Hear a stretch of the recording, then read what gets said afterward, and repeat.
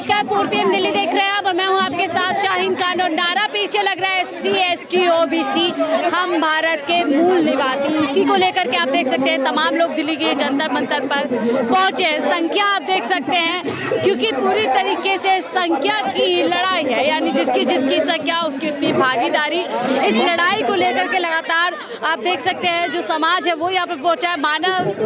मानववाद, समाजवाद हो, आबाद संविधान के सम्मान में मूल निवासी मैदान में, यानी कि जो बहुजन समाज है, जो SC/ST OBC है, वही भारत के मूल निवासी हैं और उनकी जो अधिकारों की लड़ाई है वो अपने आप में एक बड़ी लड़ाई है। इसको लेकर के सर यहाँ पे पहुंचे। सर, आप लोग नारेबाजी कर रहे हैं SC/ST OBC हम भारत के मूल निवासी। इस नारे की आज क्यों जरूरत है?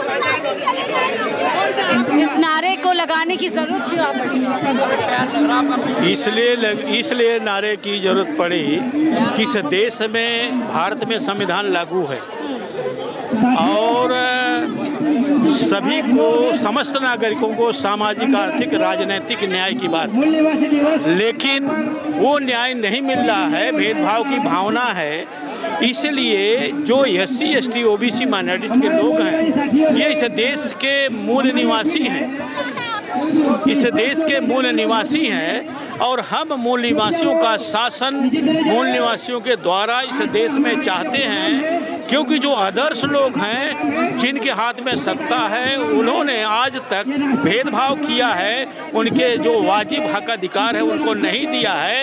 इसलिए हम नारा लगा रहे हैं कि हम इस देश के मूल निवासी हैं, SC/ST OBC मूल निवासी हैं। मूल निवासियों को अपना हक अधिकार चाहिए, हम संवैधानिक अधिकार हमें चाहिए, संविधान में जो प्रदत्त है अधिकार वो चाहिए।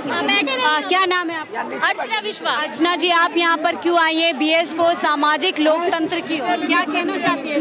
हम सिर्फ ये कहना चाहते हैं कि इस देश की जो सरकार है जो मनमानी कर रही है और इस देश में जो 85% बहुजन लोग हैं, मूल निवासी लोग हैं, उनके हक अधिकारों को छीन रही है, निजीकरण ला रखा है। जो नौकरियों से जो लोग, मूल निवासी लोग अपने बच्चों को 2 वक्त की अच्छी रोटी खिला पा रहे थे, वो सब खत्म कर दिया। हम ये चाहते हैं कि इस देश में हर व्यक्ति को जल, जंगल, जमीन, हर चीज़ की बराबरी की हिस्सेदारी हो, इसीलिए हम यहाँ पर आए हैं। लेकिन जो वर्तमान समय में स्थिति चल रही है, चाहे संविधान की बात कर ले हम, चाहे आरक्षण की बात कर ले, आपको लगता है जिस तरीके से सरकार चल रही है वाकई में आप लोगों के जो अधिकार है सरकार सुने ना सुने, हम तो अपना काम करेंगे ना, कभी तो सुनेगी नहीं। हम तो विकल्प देंगे ना।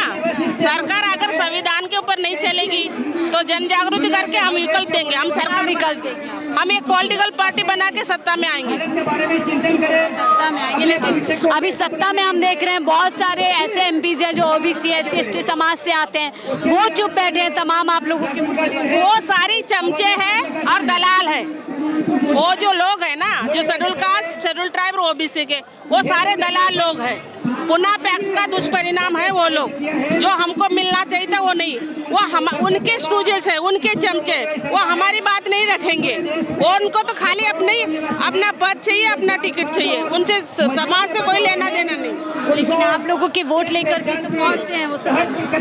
वोटों में बहुत धांधली होती है, मीडिया वाले तो अच्छी तरह से जानते हैं कितने धांधली बहुत हो रही है। वोटों को बेचा भी जाता है, खरीदा भी जाता है, दारू चलती है। नारेबाजी अभी हम सुन रहे थे ST OBC हम भारत के मूल निवासी, ये नारा लगाने की जरूरत आप लोगों को क्यों? मैडम इसलिए पड़ी है क्योंकि हमारे अधिकार छीने जा रहे हैं और हम लोग भारत के मूल निवासी हैं, तो हमें हमारे अधिकार वापस चाहिए। ऐसा क्यों लगता है आपको कि आप लोगों के अधिकार छीने जा रहे हैं? मैडम छीने जा रहे हैं, इतना जात पात होता है स्कूलों में, ऑफिसों में, हमें पता है ना हमारे साथ होता है। हम चाहते हैं कि सब खत्म हो, सबको बराबर। सरकार तो सबका साथ सबका विकास की बात करती है मैडम, वो सिर्फ दिखाने के लिए, हकीकत में ऐसा होता कुछ नहीं है।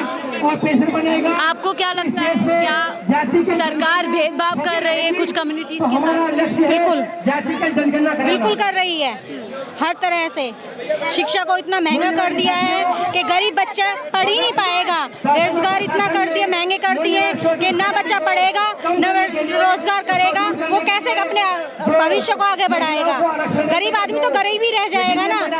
रिक्शा चलाने वाले को कैसे बड़ा आदमी बन जाएगा? नहीं, उस पद पे तो ऊपर जो बड़े लोग बैठे हैं उन्हीं का बच्चा पढ़ पाएगा, गरीब आदमी को तो नहीं पढ़ पाएगा ना। कहाँ से एकता है? एकता तो नहीं है ना। और आज के इस प्रोटेस्ट में हमें एकता चाहिए। हमें अपना अधिकार चाहिए। क्या लगता है इस तरीके से प्रदर्शन करने से, विरोध करने से जो आपके अधिकार है बिल्कुल मिलेंगे। मैडम, कोशिश करने वालों की कभी हार नहीं होती और अम्बेडकरवादी हैं वो संघर्षों के आदी हैं। महिलाओं को संविधान के अंदर बहुत ज़्यादा मजबूत अधिकार दिए गए हैं। आपको क्या लगता है कि महिला होते हुए क्या उन अधिकारों के तहत महिलाओं को इस देश में जो है जगह मिल रही है, सम्मान मिल रहा है? मैडम, नहीं मिल रहा महिलाओं को। जो हमें संविधान ने अधिकार दिए हैं वो अधिकार महिलाओं को इतने नहीं मिल रहे हैं। ऑफिस में भी जाओ तो जेंट्स और लेडीज के साथ बहुत पक्षपात होता है कि औरतें ये काम नहीं कर सकती, सिर्फ हम ही कर सकते हैं। ये हो रहा है मैडम। आपको क्या लगता है सर, इस नारे की जरूरत क्या पड़ी कि मूल निवासी हम हैं भारत? ये देखो जी, इस देश में मैक्सिमम तो ये हो रहा है कि जाति पूछ करके लोगों के साथ अत्याचार किया जाता है, उन्हें मारा जाता है। हमारा ये लक्ष्य है कि जाति तोड़ो, भारत जोड़ो। और हिंदुवाद की आड़ में दंगे नहीं होते, दंगे सिर्फ जाति पूछ करके उसको मारा जाता है। और शिक्षा जो है, शिक्षा के ऊपर भी बहुत यहाँ पे घपला हो रहा है। आप जगह जगह देख रहे हैं कि नीट हो गया या दूसरे एग्जाम वगैरह हो गए, वो पहले से ही वो पेपर लीक हो जाता है। ये बगैर, ये तो जो मेहनत कर रहे हैं उनके साथ तो एक अत्याचार है। ऐसा नहीं लगता है सरकार नहीं चाहती कि जो पिछड़े लोग हैं, जो निचले समुदाय से आते हैं, वो शिक्षा ग्रहण करें। बेसिकली ये है कि महंगा, जो शिक्षा को महंगा कर देंगे तो गरीब आदमी का बच्चा तो मजदूर ही रहना चाहिए ना। तो इनके जो मोटो है वो ये है कि ये मजदूरों के बच्चे आगे जाकर के अफसर ना बने। अगर ये तरक्की करते हैं तो इनको पिन अप हो रहा है, पिंच हो रहा है। ये चाहते हैं कि ये मैक्सिमम लोग लेबर ही रहें, तो लेबर क्लास बनाए रखने के लिए हर षड्यंत्र रच रहे हैं। तो देखिए, महिलाएं हैं, अपने पारंपरिक वेशभूषा में आई हुई हैं। इनसे जानते हैं, आपका क्या नाम है? कहाँ से आए हैं? करावल नगर क्षेत्र से। करावल नगर क्षेत्र से। तो ये वेशभूषा आपने क्यों पहनी है? ये एक हम आदिवासी एक सॉन्ग यहाँ पे करेंगे जिसमें हमने दिखाया है कि पारंपरिक आपने अपनी वेशभूषा में। क्या लग रहा है ऐसे आप लोग यहाँ पर आए हैं, क्या जरूरत पड़ गई महिलाओं को इस तरीके से? बस हम यही चाहते हैं कि हमारे अधिकार हमें मिले, जो बहुत से हमसे छीन लिए गए हैं, हम चाहते हैं कि वो हमें मिले। कौन छीन रहा है अधिकार? अधिकार यही है कि भारत के संविधान के तहत तो नहीं चल रहा ना। या तो शिक्षा, सारी प्रॉब्लम जो है शिक्षा के ऊपर है। और शिक्षा का या तो सबको शिक्षा इक्वल होनी चाहिए, या तो प्राइवेट स्कूल सबके लिए होने चाहिए, अमीरों के लिए भी गरीबों के लिए भी, और या फिर होने चाहिए तो सरकारी स्कूल सबके लिए होने चाहिए। तो मेन चीज़ है शिक्षा, और शिक्षा सबके पास होगी तो सब अपना अधिकार जान पाएंगे।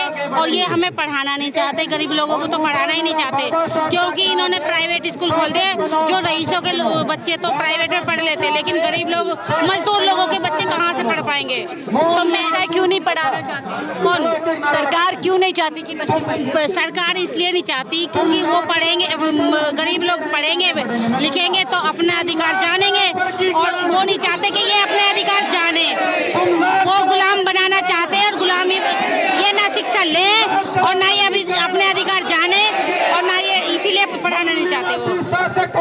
तो महिलाओं की बातें आपने सुनी है।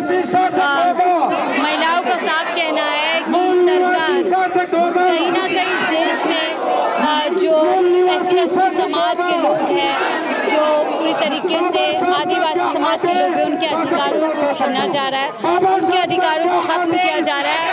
और कहीं ना कहीं यही समाज इस देश में अधिकार रखता है, और आज उन्हीं का अधिकार इस देश में से छीना जा रहा है। इसको लेकर के आप देख रहे हैं यहाँ पर भारी तादाद में लोग पहुंचे हैं।